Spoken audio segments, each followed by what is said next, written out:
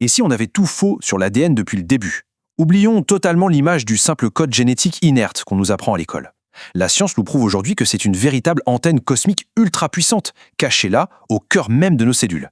Ce qu'on va décortiquer ensemble aujourd'hui va littéralement pulvériser l'idée qu'on n'est qu'une simple machine de chair et de sang.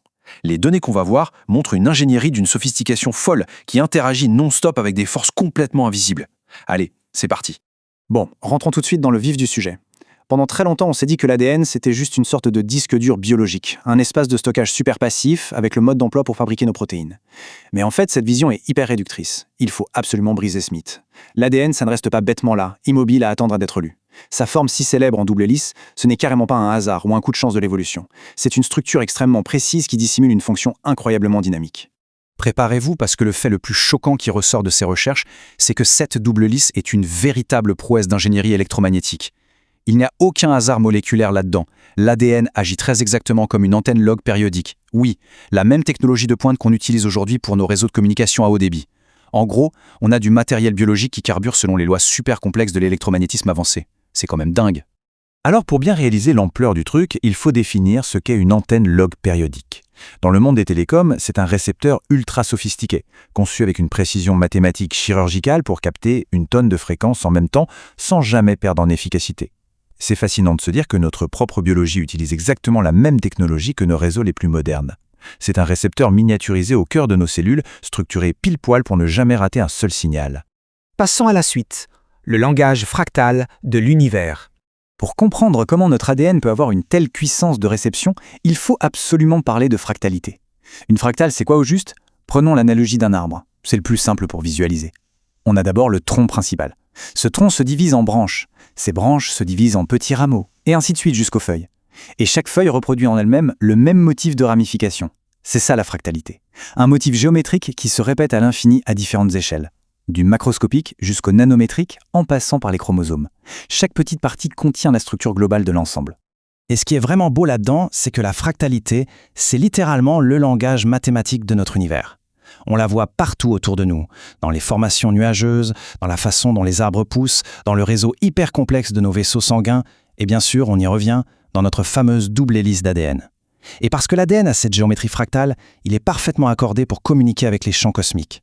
En fait, il parle couramment la langue de la nature. Les implications de tout ça sont juste monumentales. L'ADN, ce n'est pas juste une machine à lire des gènes pour fabriquer des cellules. Il lit activement l'univers. C'est un appareil de communication totalement actif, en interaction permanente avec l'environnement électromagnétique qui nous entoure. Il capte les signaux extérieurs un peu comme une immense parabole braquée vers le cosmos, mais à l'échelle d'un microscope. Et ça illustre brillamment le fossé de puissance entre nos petites technologies et notre propre biologie. Prenez une radio classique, elle capte une seule station à la fois. Mais notre ADN, grâce à son architecture fractale log périodique, traite des milliers de fréquences en même temps.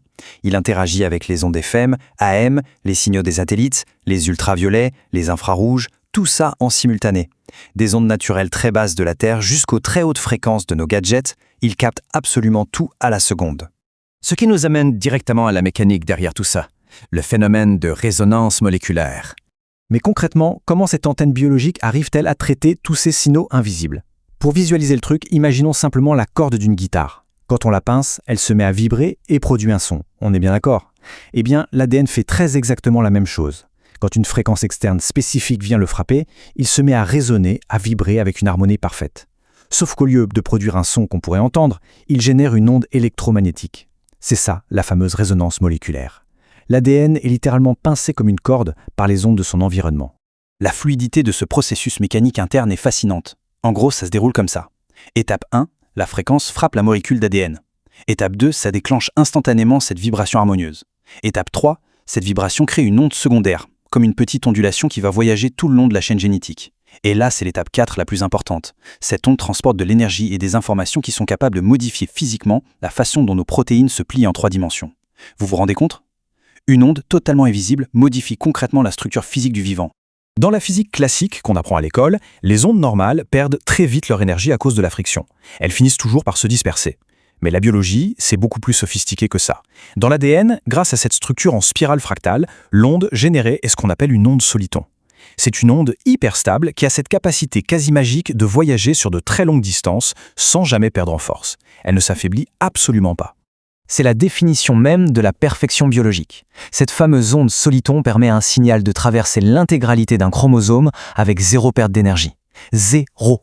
C'est pour ça qu'une partie d'une de nos cellules peut être frappée par un signal, et qu'une autre partie de cette même cellule, pourtant située complètement à l'autre bout, peut réagir au quart de tour. Le transfert d'informations est immédiat, total et sans la moindre faille. Ce qui nous conduit à un point absolument crucial aujourd'hui, la pollution électromagnétique et la fatigue numérique. Parce que oui, ce super pouvoir d'antenne cosmique vient avec un sacré revers de la médaille.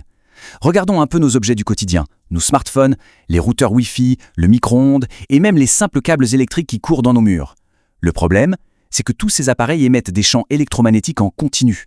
Et comme on vient de l'apprendre, l'ADN à l'intérieur de nos cellules est une antenne parfaite. Elle capte absolument tous ces signaux, sans exception.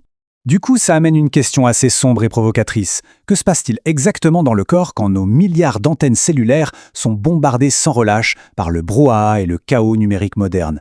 Cet outil merveilleux conçu à la base pour capter des énergies naturelles subtiles se transforme soudainement en une gigantesque éponge qui absorbe un torrent d'interférences technologiques.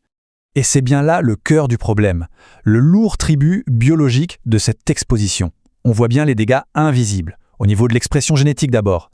Cette surexposition peut littéralement activer ou bloquer certains gènes, en particulier ceux liés au stress oxydatif ou à notre immunité. Ensuite, il y a un vrai stress cellulaire massif. Le bruit constant met toute la biologie sous tension. Et enfin, le système neurologique s'en prend un coup. Ça perturbe les signaux électriques du cerveau, ce qui bousille l'humeur, le sommeil et notre fameuse capacité de concentration. On a beau ne pas s'en rendre compte physiquement sur le moment, la réalité c'est que nos cellules sont sous pression de manière constante et invisible. Ce bruit électromagnétique de fond ne prend jamais de pause. Nos petites antennes microscopiques se prennent des interférences en pleine figure sans arrêt, ce qui oblige tous les systèmes d'adaptation de notre corps à tourner en sur-régime juste pour essayer de garder l'équilibre. C'est une charge énorme pour l'organisme. Et ce qui est hyper intéressant ici, c'est comment cette citation fait le pont direct entre la biologie cellulaire pure et dure et ce fléau psychologique moderne qu'on connaît tous.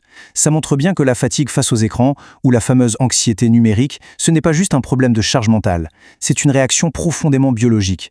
Le brouillage de toutes ces ondes vient percuter notre propre électricité cérébrale, créant un épuisement profond à la racine même. Alors, avec tout ce qu'on vient d'analyser, une dernière réflexion s'impose. Si notre ADN est bel et bien une antenne de réception parfaite, est-ce que notre environnement hyper connecté est tout simplement en train de faire vibrer et saturer notre biologie à chaque seconde de la journée? Cette perspective remet totalement en question notre manière d'interagir avec la technologie et laisse vraiment réfléchir sur ces ondes invisibles qui nous traversent au quotidien. De quoi y repenser à 2 fois la prochaine fois qu'on allume le Wi-Fi.